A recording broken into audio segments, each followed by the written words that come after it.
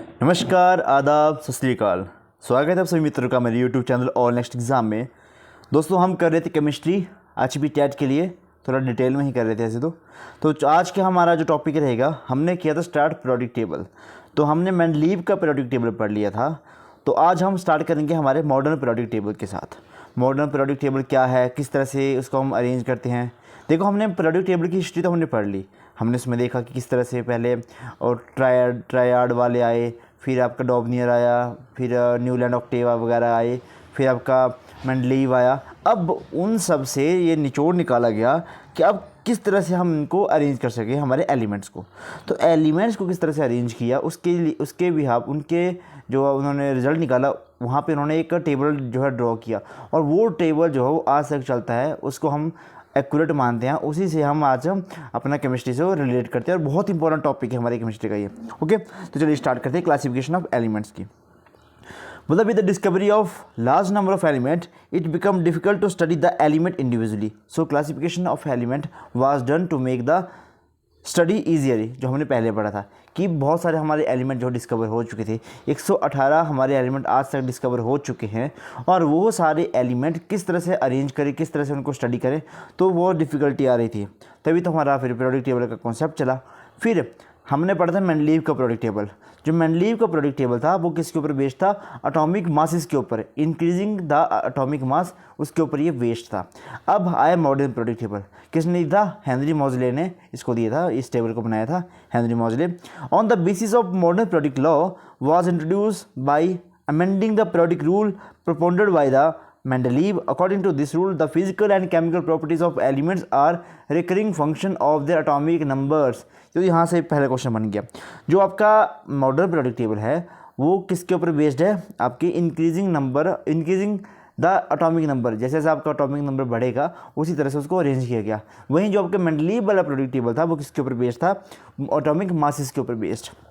दोनों में डिफरेंस समझ आ गया और यहाँ से क्वेश्चन आता है और लास्ट टाइम टेट में ही पूछा भी गया था। नेक्स्ट है हमारा मॉडर्न पीरियोडिक टेबल। इस तरह का आप पीरियोडिक टेबल जो है वो पढ़ते हो। ओके, तो आज के हम वीडियो में जो हम देखेंगे वो हम पढ़ेंगे कि जो थोड़ी बहुत ट्रेंड्स आती है ना, कि इलेक्ट्रोनेगेटिविटी बढ़ती है, रेडियस बढ़ता है, मेटालिक प्रॉपर्टीज़ बढ़ती है, ये सारा कुछ करेंगे हम आज की इस वीडियो में। तो पहले बेसिक तो आपको पता होना चाहिए। ये होता है आपका S ब्लॉक, ये होता है आपका P ब्लॉक, ये आपका D ब्लॉक, और ये लास्ट में होता है आपका F block elements. Okay, wait a second. हाँ, तो SPDF ब्लॉक मैंने आपको बता दिए। तो इसी तरह से हमने सारे हमारे एलिमेंट्स को अरेंज किया। तो जो हमारा स्ट्रक्चर, जो हमारा पीरियोडिक टेबल था वो किस तरह से था? कई बार पूछ लिया जाता है कि कितने इसमें रोज़ हैं और कितने इसमें कॉलम्स हैं। तो आपको पता होना चाहिए इसमें 7 हॉरिजॉन्टल जो हैं वो रोज़ हैं, यानी कि 7 रोज़ हैं, यानी कि इस तरह से हॉरिजॉन्टल रोज़ हैं, और वर्टिकल कॉलम 18 कॉलम है। 7 और 18 आपको याद रखना है, ये कई बार आपसे क्वेश्चन पूछ लिया जाता है।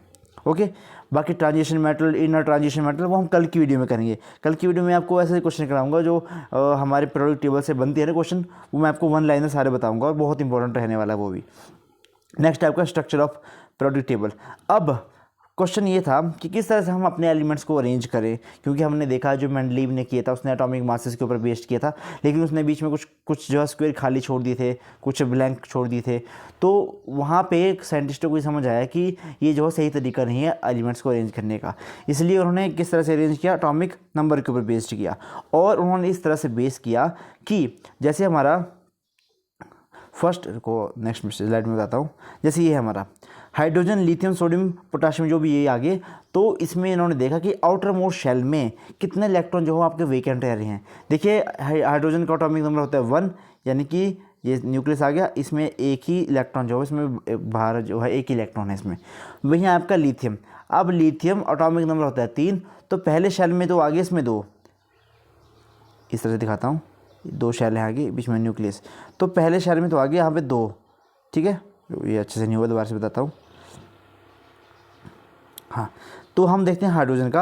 अब हाइड्रोजन में मान लीजिए कि बीच में न्यूक्लियस है और जो आउटर मोस्ट शेल है उसमें क्या है, एक ही इलेक्ट्रॉन जो है यहाँ पे घूम रहा है, यानी कि इसके ऑक्टेट में बाहर एक ही इलेक्ट्रॉन वेकेंट है। वहीं लिथियम आया। अब लिथियम में देखा कि 2 शेल आएंगे, तो पहले शेल में तो आते हैं आपके दो इलेक्ट्रॉन जो कि मैंने आपको पहले डिटेल में करवाया है। लेकिन जो बाहर बाहर शेल है उसमें सिर्फ एक ही इलेक्ट्रॉन जो खाली है। वहीं आपका सोडियम का एटॉमिक नंबर कितना 11, तो 11 होता है। तो पहले शेल में आएंगे 2, फिर आता है 8 और फिर बच जाता है 1। यानी कि इन्होंने जिस तरह से अरेंज किया ताकि जो आउटरमोस्ट शेल है उसमें सारे जो है वो एक इक्वल जो है सिस्टम रहे, मतलब इक्वल वेकेंट आपके इलेक्ट्रॉन्स रहें। तो देखिए हाइड्रोजन, लिथियम, पोटाशियम जो भी आएगा, मैंने किस तरह से याद किया था इसको याद है, शॉर्टकट बता देता हूँ 2-4 जो मेरे को याद है आज भी। जैसे आएगा, हे लीना कर रब से फरियाद, बेटा मांगे कार स्कूटर बाप रोए, ठीक है, बोल आलसी गाएगा इंडियन ताल में। कुछ इस तरह से मैंने इसको याद किया था। वो अपने अपने ट्रिक सबकी होती है याद करने की।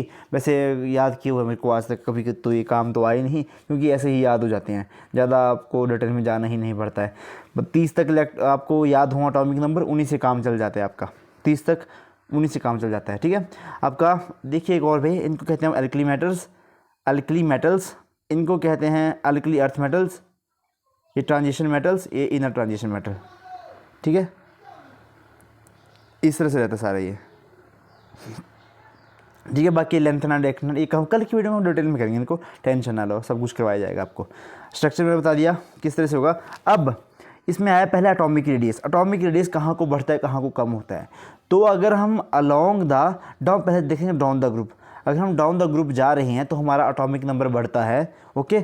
और जब हम लेफ़्ट टू राइट जाते हैं तो हमारा एटॉमिक नंबर जो सॉरी क्या बोल रहा हूँ मैं, एटॉमिक नंबर नहीं, एटॉमिक रेडियस जो है वो कम होता है, ठीक है, कम होता है, ठीक है। एटॉमिक नंबर भी सेम ही बात, मतलब मैं जो मैंने बता रहा हूँ उस बात को समझिए, ठीक है। कि एटॉमिक रेडियस किस तरह से हुआ। रेडियस क्या होता है आपका, त्रिज्या, यानी कि सेंटर से कितनी दूरी हुई आपकी, इसको कहते हैं हम रेडियस, ठीक है। अब जब हम डाउन द ग्रुप जाते हैं तो हम देख रहे हैं कि नंबर ऑफ शेल जो बढ़ रहे हैं, जैसा कि मैंने आपको हाइड्रोजन और हीलियम के केस में बताया, ओके। अब ये बन गया सोडियम वाला, इसमें पहले में 2, इसमें 8 और इसमें 1। तो इसमें क्या हुआ, रेडियस जो है क्या हो रहा है, बढ़ रहा है, क्योंकि क्या हो रहा है, नए नए शेल इसमें ऐड हो रहे हैं। पोटाशियम जाएंगे तो एक और बढ़ जाएगा, ओके। तो होगा क्या, जैसा कि आपका हाइड्रोजन में तो सिंपल इतना सा होगा आपका रेडियस, ठीक है। फिर लिथियम की बात करें तो एक और शेल आ जाता है बाहर, तो ये क्या हो रहा है, रेडियस का लगातार बढ़ रहा है। पोटाशियम और सोडियम आएंगे तो ये और बढ़ जाएगा।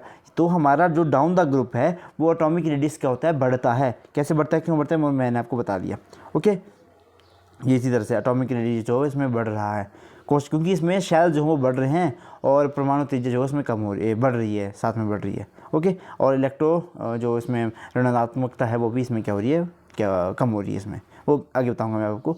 जब हम लेफ़्ट टू राइट जाते हैं तो वो क्या हो रहा है, जब हम लेफ़्ट टू राइट जा रहे हैं, जैसे सोडियम आया, फिर मैग्नीशियम आया, फिर एल्यूमिनियम आया, सिलिकॉन आया। अब इसमें हो क्या रहा है, देखिए इसमें आउटरमोस्ट शेल में 1 इलेक्ट्रॉन, 2 इलेक्ट्रॉन, 3 इलेक्ट्रॉन और 4 इलेक्ट्रॉन। तो ठीक है, इसमें हो क्या रहा है, जो इलेक्ट्रॉन की जो एफिनिटी है, जो क्योंकि कुछ जो फोर्स होती है वो उस न्यूक्लियस अप्लाई करता है हमारे अपने इलेक्ट्रॉन की तरफ, ताकि वो उसके अराउंड ही घूमते रहें, ओके। जैसे कि आपने एक मैग्नेटिक फील्ड बड़ी होगी। अब मैग्नेटिक फील्ड में क्या होता है, जैसे हमारा जो है अर्थ के चारों ओर क्या कौन रोटेट कर रहा है, हमारा मून रोटेट कर रहा है।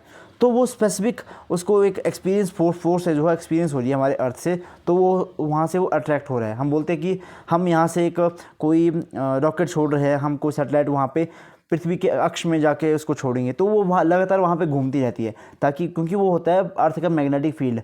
एक टाइम आने के बाद वो हो जाता है स्पेस, उसके बाद अर्थ का मैग्नेटिक फील्ड उसको कोई इफेक्ट नहीं कर पाता है, ओके। तो वही केस इसमें होता है, जो आपका न्यूक्लियस होता है। अब इसमें इलेक्ट्रॉन 1 है, तो 1 इलेक्ट्रॉन है, तो इलेक्ट्रॉन की एफिनिटी जो ज़्यादा होगी, अब मतलब इसको ज़्यादा क्या होगी, इलेक्ट्रॉन एफिनिटी ज़्यादा होगी।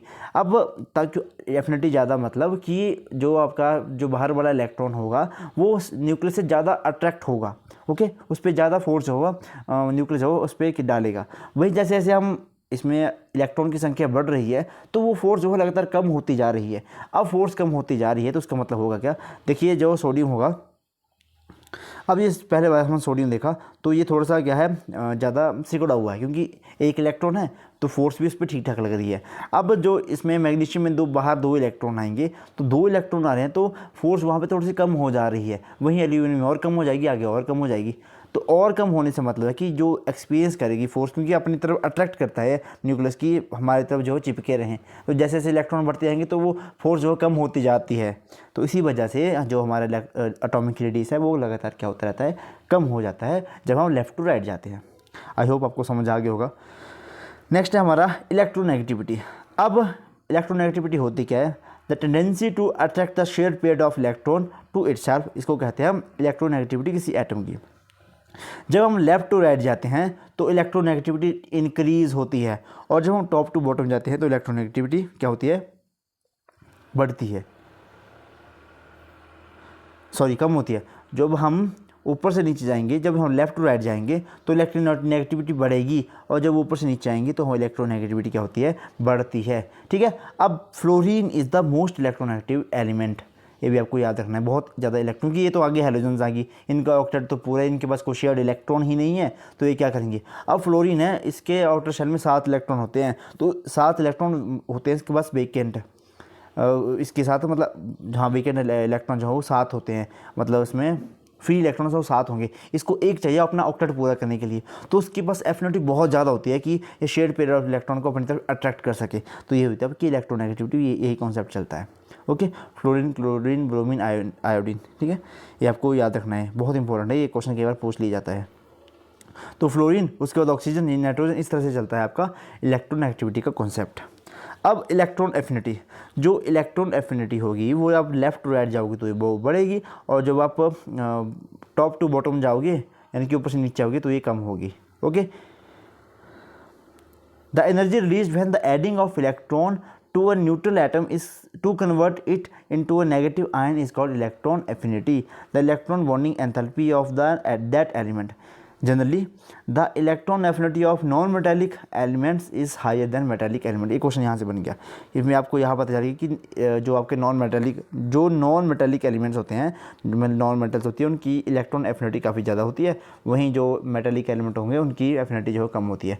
एफिनिटी का क्या मतलब है? कितने वो अपनी तरफ से अट्रैक्ट कर सकते हैं। ठीक है, तो उसको कहते हैं हम एफिनिटी। इसमें जब एनर्जी रिलीज़ होती है वह जब हम ऐड करते हैं कोई इलेक्ट्रॉन को किसी न्यूट्रल एटम में, ताकि वो क्या हो जाए कि एनायन बन जाए आपका। ठीक है, यानी कि उसमें नेगेटिव चार्ज आ जाए, तो उसको कहते हैं इलेक्ट्रॉन एफिनिटी। तो वो आपके नॉन मेटल्स की ज़्यादा होती है और मेटल्स की कम होती है। ठीक है, फिर आया आपका इस टेबल में, क्योंकि आपको क्वेश्चन डायरेक्ट पूछा जाता है, ये तो करवा रहा हूँ मैं कि बताइए कि टॉप टू बॉटम आपकी इलेक्ट्रोनेगेटिविटी कम होगी, आयनाइजेशन एंथैल्पी कम होगी, ये सारे क्वेश्चन ऐसे ही पूछे जाते हैं।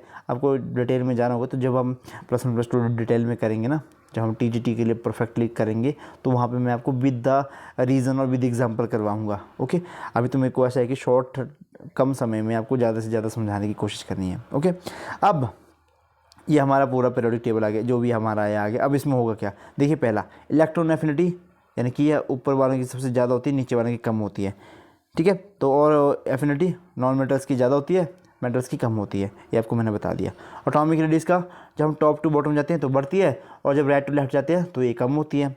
ठीक है, इलेक्ट्रोनेगेटिविटी जब हम लेफ्ट टू राइट जाते हैं तो ये बढ़ती है, और जब हम टॉप टू बॉटम जाते हैं तो ये कम होती है। डन। आयनाइजेशन एंथैल्पी, अब आयनाइजेशन एंथैल्पी होती है, ये हम बाद में करवाएंगे आपको।